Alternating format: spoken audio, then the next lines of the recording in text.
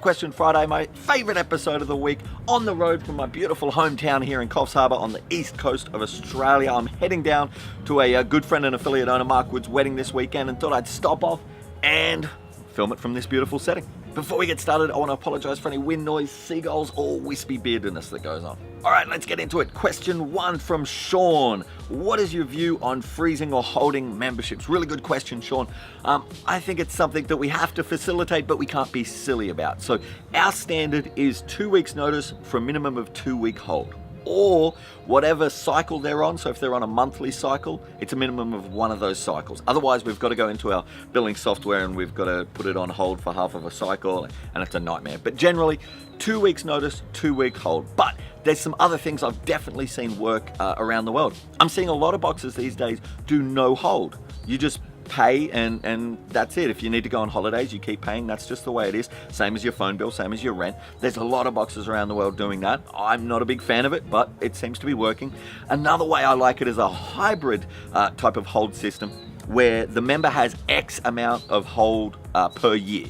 Right, so kind of like holidays at work. So they have 4 weeks of hold per year, for example, and they can use that for whatever they like. But if they use it for a holiday at the start of the year and then they get sick at the end of the year, they can't use it then. So my preferred method is 2 weeks notice, 2 weeks minimum hold. Anything less than 2 weeks is just a pain in your ass. But there definitely are affiliates using other methods like no hold at all, where it's just not part of their policy, or a hybrid system where you can do a certain amount of hold throughout the whole year, but that's it. So hope that answers your question, Sean. Cole asks, how do I start a coach development program? Really good question, Cole, something I'm very passionate about. So I want to cover the misconceptions that people have over coach development first. So number one mistake people make is they try and pick and choose potential good coaches, right? They try and look at the class and go, oh, that guy's got a great back squat, so he'll be a great coach. That guy's got good interpersonal skills, so he'll be a great coach, maybe. But the truth is you never know if someone's going to be a great coach until they coach. I've had people who I was convinced were going to be amazing, and then you put them up in front of a class and a little bit of wee runs down their leg. It's not for them. I've had other people who couldn't even look you in the eye and talk to you. They didn't have that confidence or interpersonal skills, but give them 6 months of training, and they were some of the best coaches I've ever had, right? So number one is don't try and assume. Let everybody who wants the opportunity have the opportunity. So make your coach development program open to everybody. The second reason I want to make it open to everybody is numbers. You need numbers. If you have a coach development program, but there's only 2 or 3 people in it, it's not really a coach development program. It's more like a personal trainer development program, right? They're only really working with each other. And we all know the hard part about coaching isn't the technique. It's managing that technique amongst a large class of varied abilities, right? So you want your coach development program to have a decent amount of people so that each person, when they get up to teach, actually has to teach a class. They have to triage the members. They have to understand that everyone's got different things going on and they have to manage their time. So that's the second reason I want to open that up to everybody. Third reason is I don't just want great movers in my class. If you've got a 50-year-old guy who only joined CrossFit 3 weeks ago and he wants to do the coach development program, cool. The coach development program doesn't guarantee anyone a job. It doesn't guarantee they're going to become a coach. It just gives them the training and opportunity to, and then at the end, if they're right, they can. So if this guy wants to jump in, maybe he might become a great coach, or at least he'll be a great coaching tool for everybody else. Because if you've got nothing but good movers in your CDP, then all they're doing is good movers coaching good movers. They're not going to see the kind of mistakes that they see in class. Cool. So CDP, open to everybody. Next big consideration is, what are you teaching them, right? Too many people just teach the movements. They teach the science of coaching. But the honest truth is that's the easy part of coaching. The hard part is the art of coaching. How do we communicate with people? How do we manage our time? How do we scale for a bunch of different people with a bunch of different levels? How do we practice empathy and understand that everybody's on their own journey doing their own different things? All of this kind of stuff is way more difficult and takes way more training than knowing, the scaling options, progressions, common faults, common corrections, and all that kind of nonsense for the overhead squat, right? So focus on the art of coaching, and you still teach the movements, you still teach the science, but use them as a vehicle to teach and learn the art of coaching. Cool. So that's where I would start. Last bit of advice on coach development program. A lot of people say, when should I start a coach development program? And my answer is always the same: 6 months ago. Right? Training good coaches takes time. Don't try and rush it. Don't just have them intern and stand next to you and think that somehow they'll get all of your knowledge via osmosis. It doesn't work like that. You've got to train them up, and that takes time. So if you don't need coaches right now, start a CDP, because By the time those guys graduate, you'll need coaches. And if you wait, eventually you're going to be burnt out before you start your CDP, and then you're going to race them through because you're going to make hasty decisions, right? So start your CDP 6 months before you think you need it. Awesome question, Carl. Bruce asks, open gym, good idea, or should we stick to our core competency of CrossFit classes? All right. The open gym question. Here we go. I've been avoiding this. I've actually tried to film my response to this 3 times, and I just get so angry that I can't include it. So I apologize for the excessive swearing. Open gym, fucking terrible idea for a million different ways. I've got an idea. Let's take a bunch of people that aren't ready, put them in a class that isn't supervised with programming that we didn't write, and then fingers crossed, hope it all goes well, right? Fingers crossed, hope that it doesn't turn into its own elitist nonsense little cliquey group, right? I've almost never, I can think of maybe one occasion in 1,100 affiliates in 26 countries where I've seen open gym go well, right?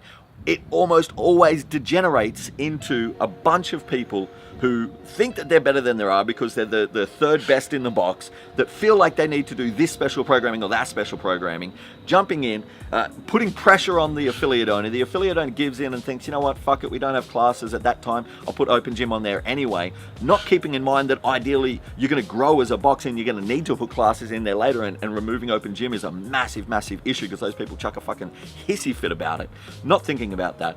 So these members put the pressure on the affiliate owner. He puts she puts an open gym time slot in. They go in, they do their own thing. They almost only ever work on their strengths. It's weird. I always see deadlifts and muscle ups and that kind of shit in open gym. No one's ever working on mobility. It's probably a coincidence. And then they start to create this own little section, this own little clique, this own little us versus them type nonsense.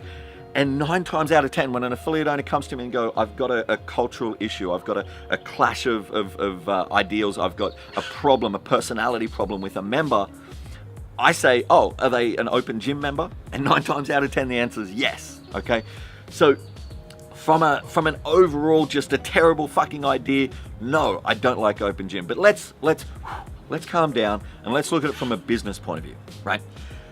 You only have a certain amount of time slots during the day, right? And you're paying for those time slots. You're paying rent, you're paying electricity, you might even be paying coaches for those time slots. So they're costing you money. Putting open gym is taking one of those time slots that has the potential to be a CrossFit class. And by the way, every time slot has the potential to be a CrossFit class, right? You can, if you try hard enough, you can put a fucking 11 p.m. midnight class on and people will turn up for it, right? So you're taking one of these time slots and you're putting in a class that's not going to make you any money, or if you do charge for open gym, which most people don't, you're charging a minimal amount for it, right? That you've just ruined capacity, right? You've just taken a class that could be full of 10, 15, 20, whatever members that are paying your highest price, that are doing, as Bruce said, your core competency, what you're meant to do, what people come to you for, what they stay for you for, what they pay you for. Instead of doing that, you're putting in a class where people can do whatever they want, that fuck all people go to it, and they're not paying for it. From a business point, it just doesn't make sense. So, from a cultural point, it causes disruption. From a coaching point of view, I just don't think it's ethical as a coach. I've yet to meet an athlete that doesn't need some form of coaching. So letting them run wild and do their own thing, I think is just unethical as a coach. And by the way, sitting behind your desk on Facebook while they're there, that's not coaching, that's not supervising, right? If something goes wrong, the insurance company is absolutely going to rape you for that. And then from a business point of view, you're ruining your capacity, right? That could be a CrossFit class. Just because it's not now doesn't mean it won't be in the future. Don't make the mistake now of putting an open gym there when that could be a CrossFit class in the future. So that's my general thoughts on open gym. I just don't really see a way that it works. Like I said, I've seen one box where it kind of works, but every other box I've ever seen, ever in the history of ever, it's not worked. Go ahead and argue with me in the comments. Have fun. Quick ad break. Upcoming seminars. I'm in the UK at Reebok CrossFit Stockport, 18th and 19th of March. That one's almost sold out, so if you're keen, do not wait till the last minute. And I'm in Manila in the Philippines, 20th and 21st of May. What we cover here is only a teeny weeny bit of what we've got to offer. So if you want to know more, join me there. We are planning seminars also for the US, for New Zealand, and for South America. If we're not planning seminars for somewhere where you want us to come, let me know. Back to the questions. Anonymous asks, do I have to pay my coaches or is it okay to just barter membership? No, don't be a dick. Pay your coaches. If you can't afford to pay your coaches, you can't afford coaches. Pay your fucking coaches. Last question, Tiffany asks, Zen Planner versus Wodify, what do you think? Easy, Zen Planner, every day of the week Zen Planner, and I'll explain why. But first I want to make something very, very clear. I don't get any money from Zen Planner or any other company. I only make my money off affiliates. There is no back pocket deal. If I send someone to Zen Planner, I don't get it. There's no formal relationship there at all. I only send people to companies that I like, that I've used, and that I trust, and that's what Zen Planner falls into. So here's why I like Zen Planner. When I'm choosing business software, I like it to be good at the business side of things, right? There's a ton of WOD tracking software, right? Almost all of them can do WOD tracking, and some of them do it prettier than others. There's a ton of billing software. There's a ton of stuff that can do reports. There's a ton of stuff that can do all sorts of fancy things, events and all that kind of stuff. But no software I've seen today can do the business back-end stuff as good as Zen Planner. Particularly, and this is key, particularly the automation, where you can say to Zen Planner, hey Zen Planner, if this happens, do that. If Johnny doesn't turn up for 2 weeks, set me a task to call in. If someone's been here for a year, set me a task to give them a 1-year shirt. If this happens, tell me to do that. As a busy affiliate owner, that is huge, right? You might be able to remember to do most of these things for 30 members, or maybe 50, or maybe 60, but eventually you can't rely on your own memory. You can't rely on your staff's memory. You need systems in place, and systems only work if there's a way to prime those systems, if there's an automation that says, hey, don't forget to do this, right? So if you're relying on your own memory, it's gonna fail, you're gonna have off days. If you have a system that can take any set of data and can automate a response, and I'm not talking about automated emails are old, they're dead, I don't want you to use those, but instead of an automated email that says, hey Joanne, we miss you, how about an automated call or an automated video message? We've talked about this before, that says, hey Joanne, we miss you, we really want you back. Now remembering to just do that isn't gonna happen. But if you've got an automation that comes up through Zen Planner that says, ding, don't forget to do this, it makes life a hell of a lot easier. And it's not just automations for you. You can have it so it sets automations for your staff, and those automations have a time limit, and if they don't do that task within that time limit, it alerts you. How fucking cool is that? So, for a million other reasons, I know there's other software out there that's local. Maybe it's if you don't live in the States, maybe it's difficult to use something like Zen Planner. I know there's local ones that seem easier. I know that sometimes the exchange rate for the billing transaction fees can seem off. I know that sometimes it's buggy. I'm not saying Zen Planner is perfect in any way, shape or form, but it is definitely the best option out there right now. If you think that you know of something better, and my litmus test is, can it do automated tasks? That's, if it can't do automated tasks, I don't want to know about it, don't tell me in the comments. But if it can do automated tasks, and it can do all that other stuff better than Zen Planner, let me know in the comments below. But for now, for that reason, and a bunch more, the reports and the ways, all of that reason, even the self-service Pro Shop kiosk that Zen Planner's got is fucking amazing. For all of those reasons, Zen Planner over anything else, Wodify, MindBody Online, or any of the small local ones, every day of the week. All right, that's 5 Question Friday from the beautiful Coffs Harbour. If you ever get a chance, make sure you come visit.